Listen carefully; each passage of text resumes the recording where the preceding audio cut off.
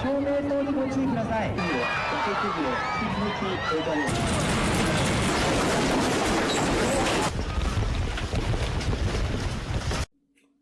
땅울린 지진의 연구소 최범구 소장님을 만나 특별기획 취재를 하게 되었습니다. 저는 땅울린 신문사 김성래 기자입니다. 땅울린 신문사에서 2024년 1편 인류의 과거, 현재, 그리고 미래란 주제로 특별 기획을 하게 되어 최범규 소장님을 인터뷰하게 된 것입니다. 먼저 최범규 소장님께 2011년 동일본 대지진에 대해서 간단하게 설명을 해주시기 바랍니다. 2011년 3월 11일 오후 2시 46분 지속적으로 약 6분간의 강진을 시작으로 일본 혼슈 동북부 태평양 연안에서 약 130km 떨어진 해저 진앙지는 미야기현 센다이시 동쪽 해역입니다. 일본 동북부의 미야기현, 후쿠시마현, 이와테현을 중심으로 도쿄를 포함한 넓은 지역에서 강력한 진동이 감지되었습니다. 피해자가 18,000명 이상의 사망자와 실종자 발생, 특히 미야기현, 후쿠시마현, 이와테현에서 피해가 집중되었으며 수십만 명의 이재민이 발생하였습니다. 경제적 피해 또한 약 2,350억 달러, 약 260조 원으로 추산되며 이는 역대 최악의 자연재해 중 하나로 기록되었습니다. 규모 9.0의 지진과 이로 인한 거대한 쓰나미 발생으로 인해 후쿠시마 제1원자력 발전소에서 심각한 방사능 누출 사고가 발생하였습니다. 그럼 최범규 박사님 과학적 원리를 학생에게 잘 이해할 수 있도록 설명 부탁드립니다. 판 구조론과 섭입대 지진으로 지구 표면은 여러 개의 거대한 판으로 구성되어 있습니다. 일본 동북부는 태평양판과 북아메리카판이 만나는 경계에 위치해 있습니다. 태평양판이 북아메리카판 아래로 미끄러져 들어가는 섭입 과정에서 두 판 사이의 마찰로 인해 에너지가 축적됩니다. 시간이 지나면서 이 에너지가 한꺼번에 방출되면서 지진이 발생합니다.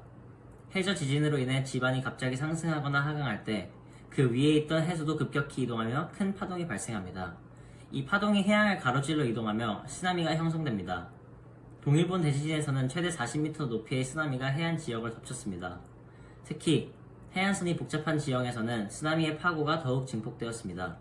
쓰나미가 후쿠시마 원전 사고로 제1원자력 발전소의 냉각 시스템을 파괴하며 원자로가 과열되어 방사능이 유출되었습니다. 이는 자연재해와 인프라 실패가 결합해 큰 재앙을 초래한 사례로 이후 전 세계적인 원전 안전에 대한 재검토를 촉발했습니다. 동일본 대지진이 우리에게 어떤 영향, 역사, 지리, 문화 등을 미쳤을까요? 대지진과 함께 해저의 단층 이동으로 인해 일본 동북부 지역의 지형이 변화했습니다. 일부 해안 지역은 침몰하거나 해수면이 상승하여 지도가 바뀌는 결과를 초래했고 후쿠시마 원자력 발전소 사고로 인해 대규모 방사능 수 누출이 발생되어 후쿠시마 주변 지역은 현재도 방사능 위험으로 인해 출입이 제한된 상태이며 인근 지역의 환경오염 문제가 지속되고 있습니다. 두 번째로는 집단 트라우마 심리적 영향, 지진, 쓰나미, 원전 사고로 인해 수많은 사람들이 가족과 집을 잃었고 이로 인해 깊은 트라우마를 겪게 되었습니다. 일본 사회는 이 재난으로 인한 슬픔과 고통을 집단적으로 경험했으며 이를 극복하기 위한 심리적 지원과 공동체의 중요성이 강조되었습니다. 세 번째는 경제적 영향입니다.